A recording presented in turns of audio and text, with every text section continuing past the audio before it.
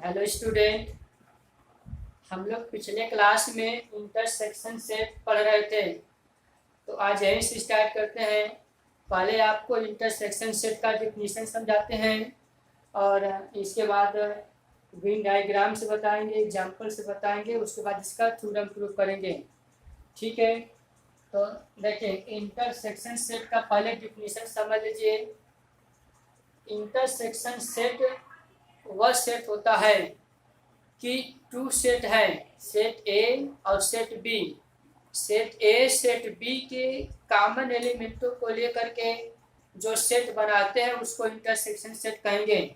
Clear? एक बार फिर से समझ लीजिए कि two set, set A and set B, set A और बी के कॉमन एलिमेंटों को लेकर के जो हम सेट बनाते हैं उसी को इंटरसेक्शन सेट कहेंगे। जैसे देखिए यहाँ पर set A is equals to 1 2 3 4, set B is equals to 3 4 5 6। Clear? तो जब इसका हम इंटरसेक्शन सेट निकालेंगे यानी कि ए इंटरसेक्शन बी, तो इसमें आप देखें कि उन एलिमेंटों का सेट होता है जो ए और बी में कॉमन है। जैसे आप देखें कि 3 4 3 4, 3 4 ए में भी है और 3 4 बी में भी है। इस कॉमन एलिमेंट को लेकर के जब हम सेट बनाते हैं उसी को इंटरसेक्शन सेट कहेंगे, ए इंटरसेक्शन बी। क्लियर? 3 4 3 4 ये हमने लेके बना दिया, यह इंटरसेक्शन सेट हुआ। अब इसी तरीके से आप और क्वेश्चन देख लें। जैसे यहाँ पर आप देखिए कि set A is equal to A B C D, set B is equal to D E F G. अब जब इनका इंटरसेक्शन निकालेंगे, set A intersection B is equal to common element, देखिए ए बी सी, इसमें ए बी सी नहीं है but D, देखिए D यहाँ पर भी है और डी इस सेकेंड सेट में भी है, बी में भी है। तो इस डी को हम कॉमन एलिमेंट को लेकर के एक सेट बना दिए और इसी सेट को इंटरसेक्शन सेट कहेंगे, ए इंटरसेक्शन बी। ठीक? ओके, समझ में आ रहा होगा।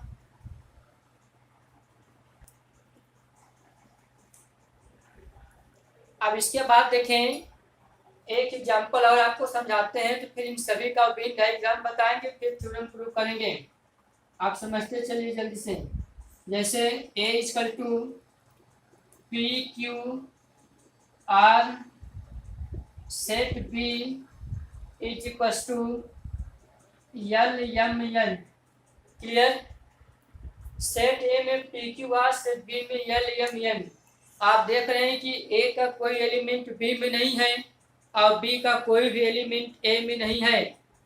तो जब यहाँ पर हम इंटरसेक्शन सेट फाइंड करेंगे ए इंटरसेक्शन बी, तो यह नल सेट होगा। ए इंटरसेक्शन बी इस तरीके से कर्ली ब्रैकेट बना करके हम छोड़ देंगे।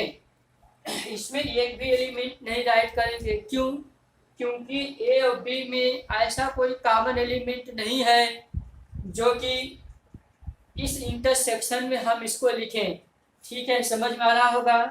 अब इन तीनों क्वेश्चन का हम वेन डायग्राम आपको समझाते हैं। क्लियर?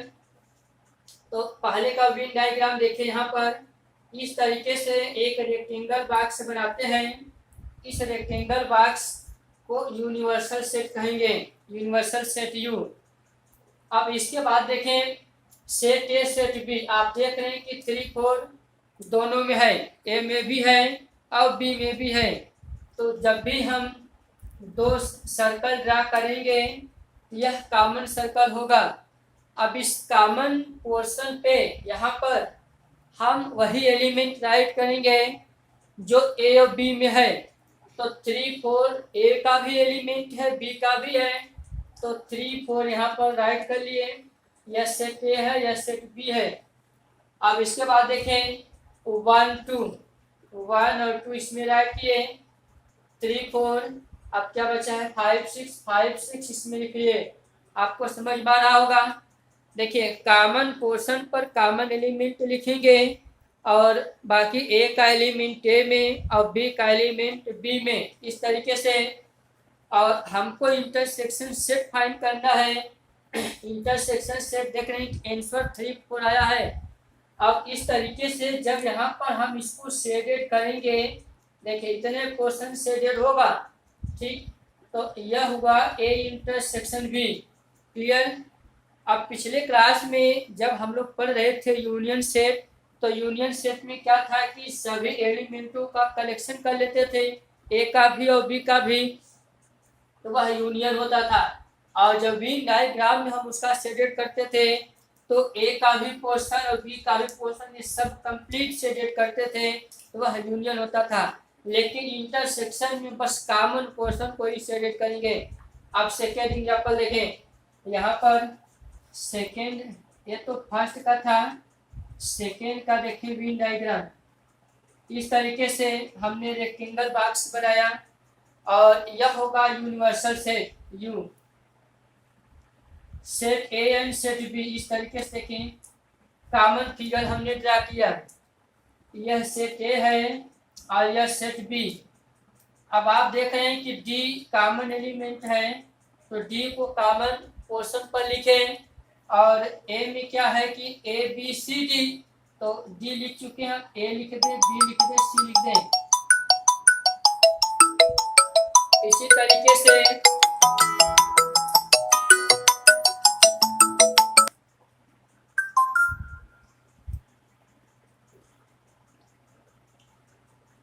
तरीके से यहाँ पर देखें, डी में क्या है कि डी ई एफ जी, तो डी लिख चुके हैं, ई एफ जी राइट कर लेते हैं। और अब कॉमन पोर्शन को इस तरीके से शेडेड कर देते हैं, यह हो जाएगा ए इंटरसेक्शन बी। ठीक, तो स्टूडेंट आपको यह इंटरसेक्शन समझ में आ गया होगा। अब इसका एक क्वेश्चन और देखें, इसका जो वेन डायग्राम थर्ड वाला है, इसके बाद आपको थ्योरम समझाते हैं।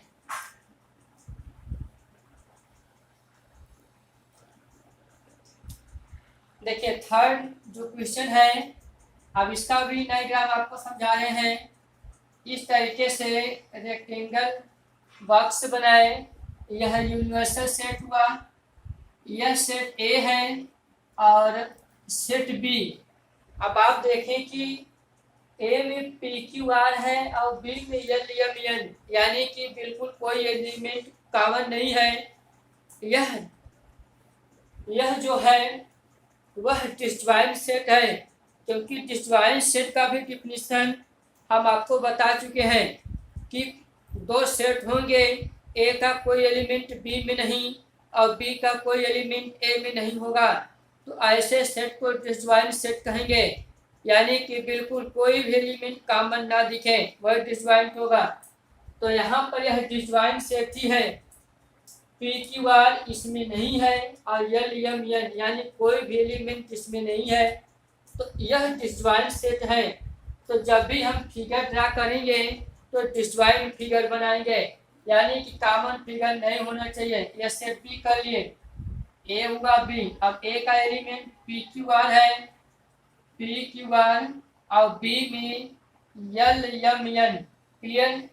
अब देखिए यहाँ पर ए इंटरसेक्शन बी राइट कर देंगे, क्योंकि शेडेड इसमें नहीं कर पाएंगे, इसमें हमको नल सेट मिल रहा है, यानी कि इम्पटी सेट है, इसमें एक भी एलिमेंट कॉमन नहीं है। इसलिए जब कॉमन पोर्शन होता तब हम शेडेड करते, और यहाँ पर कॉमन पोर्शन नहीं है इसलिए शेडेड नहीं करेंगे। ठीक है, समझ में आ रहा होगा। यह इंटरसेक्शन सेट हमने डिफिनीशन कॉन्सेप्ट सब बता दिए। आप एक डिफिनीशन हम थ्योरेटिकल डिफिनीशन लिखते हैं, इसके बाद तब आपको थ्योरम प्रूफ करके दिखाएंगे। ये सब नोट डाउन कर लेंगे।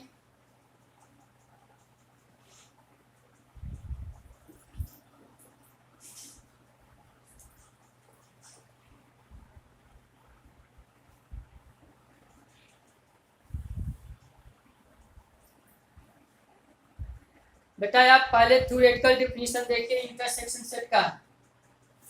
ए intersection B is equals to X such that X comma X belongs to A and X belongs to B. ठीक है, समझ लीजिए डिफिनीशन क्या लिखे हैं। ए इंटरसेक्शन बी यानी इंटरसेक्शन सेट है किसका किसका, ए का और बी का। X such that X belongs to A and X belongs to B. कहने का मीनिंग यह है कि एक्स एलिमेंट है जो कि ए में भी होगा और बी में भी होगा, क्योंकि अभी हम आपको बता चुके हैं कि इंटरसेक्शन सेट में कॉमन एलिमेंट जो होता है उसी को लेकर के सेट बनाते हैं। तो जब यहाँ पर element X A intersection B का है तो यह 100% श्योर है कि सेट ए का भी एलिमेंट होगा और यह सेट बी का भी एलिमेंट होगा। क्लियर? तो इसीलिए यहाँ पर लिखे हैं कि X belongs to A and X belongs to B. यह जो एलिमेंट एक्स है यह ए का भी एलिमेंट है और यह बी का भी एलिमेंट है। ठीक है, समझ में आ रहा होगा। अब देखिए इस पर हम क्वेश्चन समझाते हैं आपको, एक तो भी समझ में आ जाएगा। जैसे अभी हम सबसे पहला एग्जांपल ले लिए थे कि सेट ए में 1 2 3 4 है और सेट बी में देखें 3 4 5 ले लिए। अब जब इनका हम इंटरसेक्शन फाइंड करेंगे ए इंटरसेक्शन बी तो कॉमन एलिमेंट राइट करते हैं, जैसे कभी पढ़ा चुके हैं बता चुके हैं। तो यहाँ पर देखें 3 4 3 4 यही कॉमन है, तो कॉमन को हमने ले लिया। क्लियर? अब आप देखें कि 3 4 यह इंटरसेक्शन ए इंटरसेक्शन बी में है, लेकिन यह 3 और 4 सेट ए में भी है और 3 4 सेट बी में भी है। क्लियर? तो अगर यह बात किया जाए कि 3 belongs to A intersection B, आप देख रहे हैं कि 3 ए का भी एलिमेंट है 3 बी का भी एलिमेंट है। This implies by 3 belongs to A and 3 belongs to B, क्योंकि यह 100% श्योर है कि एलिमेंट 3 सेट ए का भी एलिमेंट होगा और यह एलिमेंट 3 सेट बी का भी एलिमेंट होगा। ठीक है, तो इस तरीके से डिफिनीशन हुआ, यह आपको समझ में आ गया होगा। अब इसका हम एक डिफिनीशन और आपको समझाते हैं, ध्यान दीजिएगा।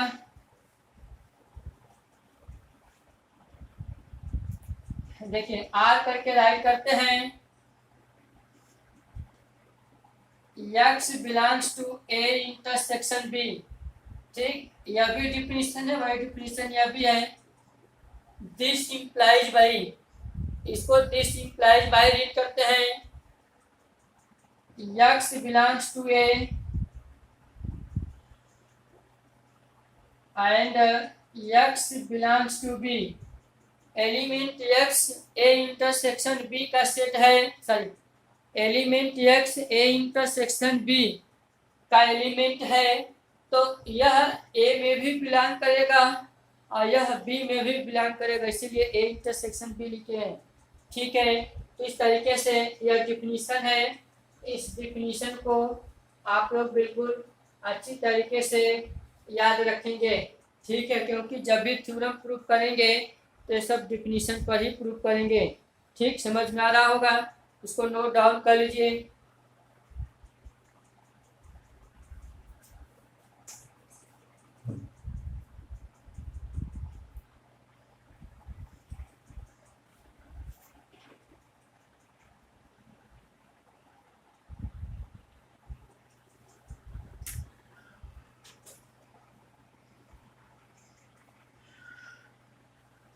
ठीक है बेटा, नोट कर लिए हैं। अब देखिए इसकी हम प्रॉपर्टीज आपको समझाते हैं, प्रॉपर्टीज ऑफ इंटरसेक्शन सेट।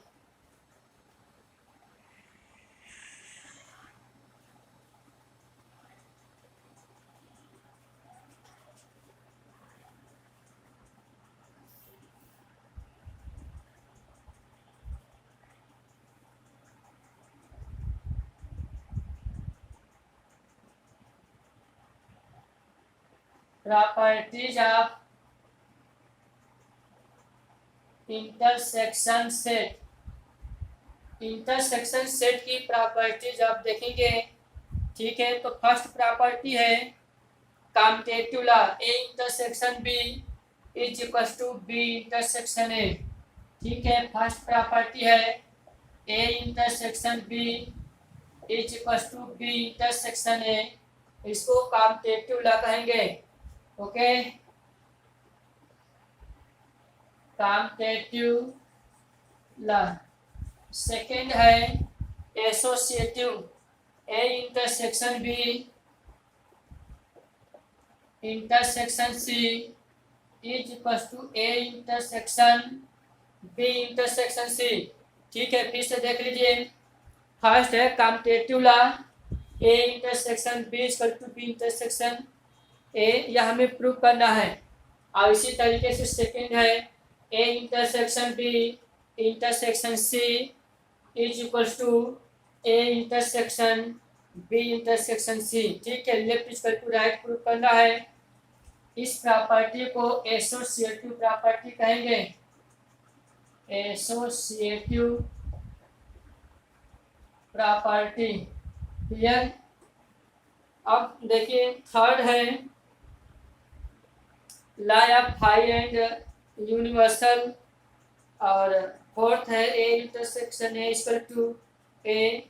इसी तरीके से डिस्ट्रीब्यूटिव लॉ है A intersection B union C equal to A intersection B union A intersection C, ठीक है। तो बेटा देखिए, ये जो एनसीईआरटी बुक में पेज नंबर 16 पर ऐसे प्रॉपर्टीज गिवन है, इसमें इम्पॉर्टेंट प्रॉपर्टी जो है वही हम आपको बता रहे हैं। और इसमें जैसे थर्ड प्रॉपर्टी यह गिवन है, इसको हम ऐसे ओरल समझा देते हैं। देखिए थर्ड नंबर की जो प्रॉपर्टी है इसको आप समझ लीजिए, यानी कि phi intersection A is equal to phi है। अब इसका मीनिंग समझिए, कहने का मतलब यह है कि फाई मीन्स नल सेट है, इम्पटी सेट है, दोनों का सेम नाम है, ठीक है। तो यहाँ पर देखिए फाई का मतलब एक भी एलिमेंट नहीं है, तो उस इम्पटी सेट से, उस नल सेट से जब भी हम किसी भी सेट का इंटरसेक्शन कराएंगे तो हमेशा नल सेट ही मिलेगा। क्यों? क्योंकि जब कोई भी एलिमेंट कॉमन नहीं है तो जब भी हम इसका इंटरसेक्शन फाइंड करेंगे तो हमको कुछ भी नहीं मिलेगा, वह नल सेट होगा। एग्जाम्पल आप देख लें अगर न समझ में आए तो, जैसे यहाँ पर देखें सेट ए में हमने 1 2 सेट ए हुआ और यह फाई है, फाई का मतलब यहाँ पर देखें 1 2 और यह आप ऐसे समझ लें कि 20/5 कर लिए। तो जब 20/5 करेंगे तो 5 को ही हम लोग ऐसे भी राइट करते थे, ठीक है। तो जब यहाँ पर ए इंटरसेक्शन बी 5 करेंगे यानी कि 1, 2 इंटरसेक्शन यहाँ पर यह इम्पटी से, तो अब इसमें आप देख रहे हैं कि एक भी एलिमेंट कॉमन नहीं है। तो जब कॉमन नहीं है तो जब भी इंटरसेक्शन फाइंड करेंगे तो ही नल सेट ही मिलेगा। और यह क्या है? यह फाई है। इसका मतलब फाई को हम क्या माने हैं? बी माने हैं, तो बी हो जाएगा। तो कहने का मतलब यह है कि जब भी फाई से यानी कि नल सेट से हम किसी सेट का इंटरसेक्शन कराएंगे तो ऑलरेडी वो फाई मिलेगा, इम्पटी सेट ही मिलेगा। क्लियर? अब नेक्स्ट देखें, नेक्स्ट में है यूनिवर्सल इंटरसेक्शन ए। यहाँ पे देखें यह यूनिवर्सल है और यह इंटरसेक्शन सेट ए। यूनिवर्सल यानी कि यह बिगर सेट होता है और सेट ए जो है यह set A is the subset of you. तो जब ए इसका सबसेट है तो 100% श्योर है इसके सभी एलिमेंट इसमें होंगे, ठीक है। तो जब यहाँ पर हम इसका इंटरसेक्शन कराएंगे तो हमको ऑलरेडी ए ही मिलेगा। क्लियर? अब इसके बाद देखें फोर्थ नंबर है कि A intersection A is equal to A, ठीक है, क्योंकि सेट ए है अगर इस सेट ए का इसी सेट से जब भी हम इंटरसेक्शन फाइंड करेंगे तो ऑलरेडी यही सेट मिलेगा। आप एग्जांपल से देख लें कि set A equal to A B लिखे हैं। अब जब ए इंटरसेक्शन ए यानी कि A comma B intersection A comma B, intersection में कॉमन एलिमेंट लेते हैं। अब आप देखिए कि A comma B clear, A comma B क्या है, यही तो ए है, यानी कि A intersection A equal to A clear. यही हम आपको समझा रहे हैं कि कोई भी सेट है, वह सेट ए रहे या बी रहे सी रहे डी कुछ भी रहे, अगर उस सेट का उसी सेट से जब इंटरसेक्शन फाइंड करेंगे तो ऑलरेडी वही सेट मिलेगा, यानी कि सेट ए ही होगा क्लियर। अब लास्ट है A intersection B union C, A intersection B union C. अब आप देखें कि यहाँ पर दोनों ऑपरेशन है, इंटरसेक्शन ऑपरेशन भी है और यूनियन ऑपरेशन भी है। तो जब भी इस ब्रैकेट को ओपन करेंगे तो आप देखिए कि A intersection B union A intersection C clear. इस तरीके से यह हम सब प्रॉपर्टी आपको समझा दिए हैं। अब इसमें देखिए अगर क्वेश्चन बनता भी है, पूछा जाता है, तो वही ऊपर के जो कॉम्पिटिटिव एसोसिएटिव है, ठीक है, ये दो क्वेश्चन प्रूव करने के लिए एग्जाम में आते हैं। तो एक थ्योरम हम प्रूव करके बता रहे हैं, आपको भी थ्योरम की प्रैक्टिस कर लेनी है, क्योंकि जब भी टेस्ट होगा, यूनिट टेस्ट हो या प्री बोर्ड हो, जो भी आपका एग्जाम वगैरह होंगे, ये सब क्वेश्चन पूछे जाते हैं। आप इसको अच्छे से पढ़ लेंगे, यहीं से क्वेश्चन बनेगा।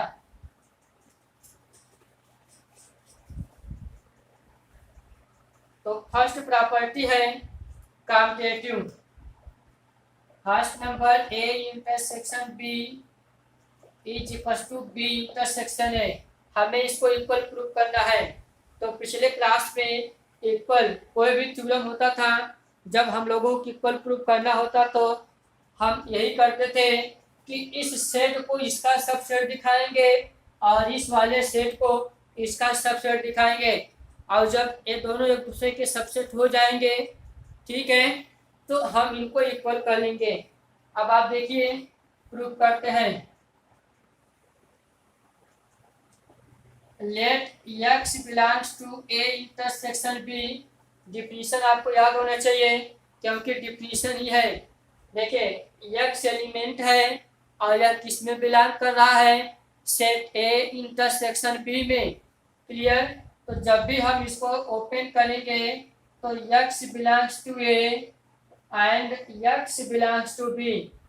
तो अब आप देखिए कि एलिमेंट x ए का भी एलिमेंट है and element x belongs to B, यानी कि x जो है वह b का भी एलिमेंट है। तो अब आप देखिए इसको हम यहाँ पे इस तरीके से राइट कर सकते हैं कि x belongs to b and x belongs to a। आप इसको ऐसे राइट कर लें कि x belongs to b intersection a। क्यों? क्योंकि जब हम इसमें डिफिनीशन अप्लाई करेंगे तो यही अप्लाई होगा, यही राइट करेंगे कि x belongs to b and x belongs to a clear. तो अब आप देखें कि element x a intersection b में लिए थे, लेकिन यह एलिमेंट b इंटरसेक्शन a में मिला, तो यह जो होगा यह इसका सबसेट होगा, क्योंकि सबसेट का डिफिनीशन आप लोग पढ़ चुके हैं कि कोई दो सेट रहते हैं, यदि किसी एक सेट के एलिमेंट सेकंड सेट में यानी सेट बी में सेकंड सेट में अगर मिलते हैं तो वह जो फर्स्ट सेट होगा वह सेकंड सेट का सबसेट होता है, ठीक है। तो अब इस तरीके से आप देखिए, so A intersection B is the subset of B intersection A. देखिए सबसेट का यह साइन है, एनसीईआरटी में सबसेट को इसी तरीके से राइट करता है, जबकि आर.एस. अग्रवाल या और अदर बुक में आप देखेंगे तो यह भी सबसेट ही रीड करते हैं, इसको भी सबसेट इसको भी सबसेट रीड करते हैं, ठीक है। तो जो एनसीईआरटी में दिया है वही हम आपको बता रहे हैं, जबकि यह भी सबसेट ही होता है, ठीक है। अब इसको इक्वेशन नंबर फर्स्ट कर लेते हैं। अब इसी तरीके से देखिए, अब हम यह दिखाएंगे कि यह जो है इसका सबसेट है। तो सबसेट दिखाने के लिए हम इसमें एलिमेंट लेकर के चलेंगे, ठीक है, इसमें लेट करेंगे, लेकिन उसको हम इसमें दिखाएंगे, ठीक है। तो जब इसमें मिल जाएगा तो हम कहेंगे यह जो सेट है इस सेट का सबसेट होगा, ठीक। Again let x belongs to B intersection A, this implies by, जब एलिमेंट x जो है A इंटरसेक्शन B में है तो x belongs to B and x belongs to A। अब इसको इस तरीके से राइट करते हैं, इसको यहाँ पर या यहाँ पर, x belongs to A and x belongs to B, ठीक है। तो अब आप देखें कि x belongs to A intersection B, यानी कि x A इंटरसेक्शन B में है, क्योंकि जब इसको हम ओपन करेंगे अकॉर्डिंग टू डिफिनीशन के ऊपर की लाइन आएगी, ठीक।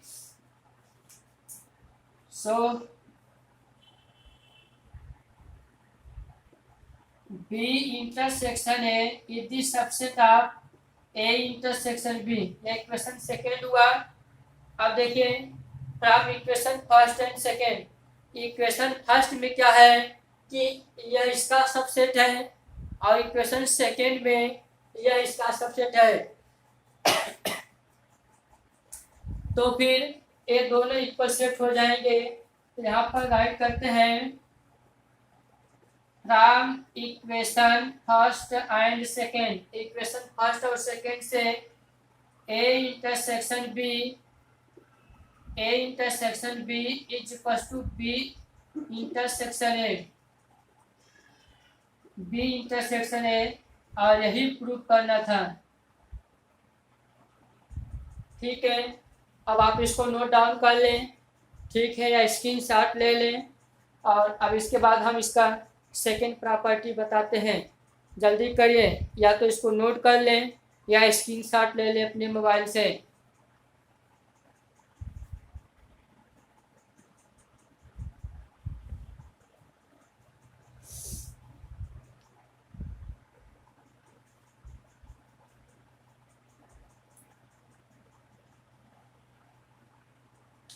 रब कर रहे हैं।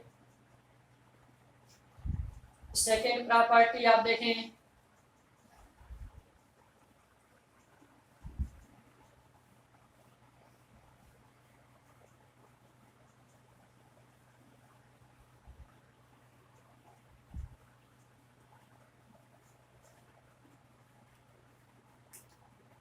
सेकेंड प्रॉपर्टी एसोसिएटिव प्रॉपर्टी है।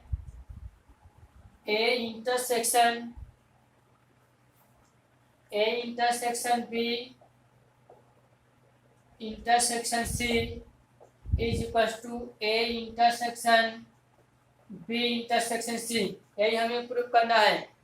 तो अभी जस्ट जो हम कॉम्पिटिटिव में प्रूव किए थे कि अगर किसी को इक्वल दिखाना होता है तो हम पहले फर्स्ट वाले सेट को सेकेंड सेट का सबसेट दिखाते हैं और फिर सेकेंड वाले सेट को फर्स्ट सेट का सबसेट दिखाते हैं, क्लियर। तो उसी तरीके से यहाँ भी पहले इसको इसका सबसेट शो करेंगे और फिर इस राइट हैंड साइड को लेफ्ट हैंड साइड का सबसेट दिखाएंगे और फिर दोनों को इक्वल कर लेंगे, ठीक है। तो इसके लिए देखें, let x belongs to A intersection B intersection C। यहाँ पर एलिमेंट x जो है इसमें हम ले लिए किसमें, लेफ्ट हैंड साइड में A intersection B intersection C according to definition.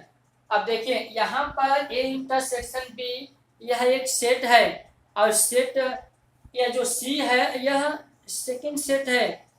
तो जब भी हम इसमें डिफिनीशन अप्लाई करेंगे तो x belongs to this set and x belong to this set, clear. तो अब ऐसे राइट करते हैं कि x belongs to A intersection B and x belongs to C, ठीक, समझ में आ रहा होगा। अब देखें इस ब्रैकेट को ओपन करेंगे अब आप देख रहे हैं कि यह भी डिफिनीशन ही है, x belongs to A intersection B, आपको बता चुके हैं, ठीक है, कि x belongs to A and x belongs to B. This implies by x belongs to A and x belongs to B, ये हमने ब्रैकेट लगा लिया, and x belongs to C, ठीक है, इसको ऐसे राइट कर लिए। अब इसके बाद देखें, इस ब्रैकेट को ओपन करते हैं, तो this implies by x belongs to A and x belongs to B and x belongs to C. आप देखें कि जो यहाँ पर एबव लाइन है, ठीक है, वही सेम टू सेम नीचे लिखे हैं, सिर्फ डिफरेंस यह है कि यहाँ से ब्रैकेट को हटा दिए हैं। अब इसके बाद देखिए, अब ब्रैकेट हम अप्लाई करेंगे, x belongs to A and ऐसे ब्रैकेट लगा लिए, क्यों, क्योंकि आप देखिए हमें A intersection B intersection C, यहाँ पर ब्रैकेट है, इस तरीके से यही ब्रैकेट को हमें सेट करना है, ठीक है। तो अब आप देखिए कि B x belongs to B and x belongs to C. अब इसमें फिर से डिफिनीशन अप्लाई कर लेंगे, x belongs to A and x belongs to B intersection C. क्यों, क्योंकि आप देखें कि जब भी इसको हम ओपन करेंगे तो यही लाइन ऊपर की लाइन आएगी। अब इसमें फिर से वही डिफिनीशन अप्लाई कर लेते हैं कि x belongs to A intersection B intersection C. x A का एलिमेंट है एंड x इस इंटरसेक्शन सेट का एलिमेंट है, तो यह 100% श्योर होगा कि x एलिमेंट जो है इसका भी होगा, इसका भी होगा, इसीलिए यहाँ पर लिखे हैं कि A intersection B intersection C. Clear. तो अब आप ऊपर देखें कि हम लोग x को इसमें यानी कि इस लेफ्ट हैंड साइड में लिए थे, लेकिन x इस राइट हैंड साइड, मतलब कि A intersection B intersection C में मिला। तो हम यह कह सकते हैं कि यह जो लेफ्ट हैंड साइड है यह इसका सबसेट है, ठीक है। तो ये लिख रहे हैं कि सो A intersection B intersection C is the subset of A intersection B intersection C। हम इसको इक्वेशन फर्स्ट कर लेते हैं। अब इसी तरीके से सेम प्रोसेस होगा, हम इसमें x लेके चलेंगे और इसमें दिखाएंगे, ठीक है। Again let x belongs to A intersection B intersection C, definition ये अप्लाई कर रहे हैं। तो x belongs to A and देखें x इसमें है और x इस सेट में भी होगा, इसलिए एंड से ऐड कर लिए हैं। x belongs to B intersection C. अब इस ब्रैकेट को ओपन करते हैं, x belongs to A and x belongs to, देखिए यहाँ पर ब्रैकेट अप्लाई कर लेते हैं, x belongs to b and x belongs to c, ठीक। इसमें डिफिनीशन अप्लाई कर लिए। अब देखें यह जो कर्ली ब्रैकेट हम लगाए हैं, अब इसको ओपन करेंगे, तो जब भी x belongs to a and x belongs to b and x belongs to C, इस तरीके से राइट कर लिए। अब देखिए, अब इन दोनों यानी कि तने में हम फिर से ब्रैकेट अप्लाई करते हैं। This implies by x belongs to A intersection b and x belongs to c। Clear. अब आगे देखें, x belongs to A intersection B intersection C, यानी कि यह जो एलिमेंट x है वह A intersection B intersection C में है, ठीक।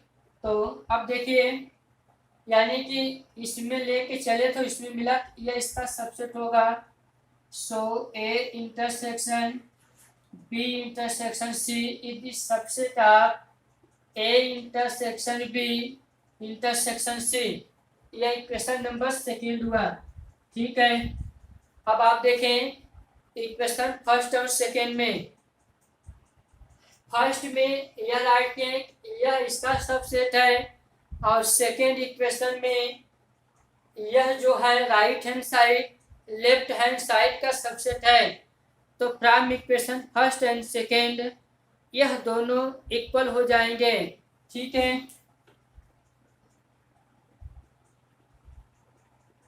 From equation first and second A intersection B intersection C is equals to A intersection B intersection C, इस तरीके से। और यही हमें प्रूव करना था, तो यह प्रूव हुआ। ठीक है, तो बेटा यह आपको समझ में आ गया होगा। अब नेक्स्ट क्लास में हम डिफरेंस सेट बताएंगे, डिफरेंस सेट और कंप्लीमेंट्री सेट। बेटा आपके सिलेबस में कुछ चेंजिंग हो गया है। तो चेंज यह हुआ है कि हर जगह से कुछ कुछ टॉपिक को हटा दिए गए हैं। जैसे कंप्लीमेंट सेट हम आपको अभी पढ़ाएंगे, कंप्लीमेंट सेट आपके सिलेबस में नहीं है, लेकिन फिर भी हम उस कंप्लीमेंट सेट को बताएंगे। क्यों? क्योंकि जब तक कंप्लीमेंट सेट हम नहीं बता लेंगे तब तक उससे रिलेटेड और जो टॉपिक होगा, क्योंकि हर एक टॉपिक किसी न किसी टॉपिक पर बेस्ड होते हैं। ठीक है, इसलिए जो चेंजिंग हुआ है सिलेबस में वह चेंजिंग कुछ इस तरीके से है कि कोई मतलब नहीं है। जो चेंज हुआ है हमें सब कुछ पढ़ना पड़ जाएगा। क्यों? क्योंकि बीच बीच में से कुछ कुछ टॉपिक हटाए गए हैं और अगर उस टॉपिक को हम छोड़ दे रहे हैं तो हो सकता है कि उसके आगे की जो टॉपिक मिले वह उसी से रिलेटेड हो। ठीक है, तो इसलिए हमें हर टॉपिक को लगभग मैक्सिमम टच करना ही पड़ेगा। ठीक है, जो बिल्कुल चैप्टर ही छोड़ दिए जाएंगे, जैसे चैप्टर जैसे मैथमेटिकल इंडक्शन जो PMI होता है, प्रिंसिपल ऑफ मैथमेटिकल इंडक्शन, जो कि 4th चैप्टर है आपके बुक में। ठीक है, तो उसको पूरी तरीके से हटा दिया है, तो वहाँ पर हमको उसको नहीं पढ़ना है। ठीक है, क्योंकि उसका कोई मतलब नहीं है पढ़ने का, वो सिलेबस में नहीं है। लेकिन जैसे जो चैप्टर चल रहे हैं उसमें बीच बीच में से अगर किसी भी टॉपिक को हटाया है तो वो हमको एटलीस्ट पढ़ना ही पड़ेगा, क्योंकि हर टॉपिक एक दूसरे पर डिपेंड होते हैं। अगर हम मान लेते हैं कि इंटरसेक्शन ना पढ़ें या हम कंप्लीमेंट सेट ना पढ़ें, डिफरेंस सेट ना पढ़ें, तो इससे रिलेटेड आगे के क्वेश्चन मिलेंगे तो हम नहीं कर पाएंगे। इसलिए हमें लगभग मैक्सिमम जो सिलेबस से हटा दिए गए हैं वो भी पढ़ना ही पड़ेगा। ठीक है, इस तरीके से बेटा अब आपको नेक्स्ट क्लास में हम डिफरेंस सेट पढ़ाएंगे। आज यहीं तक, ये सब आप नोट डाउन कर लेंगे या मोबाइल से शॉर्ट स्क्रीन ले लेंगे। ठीक है, और इसके बाद इसकी प्रैक्टिस करिएगा। यही क्वेश्चन आपको मिलेंगे एग्ज़ाम में। ओके, थैंक यू बेटा।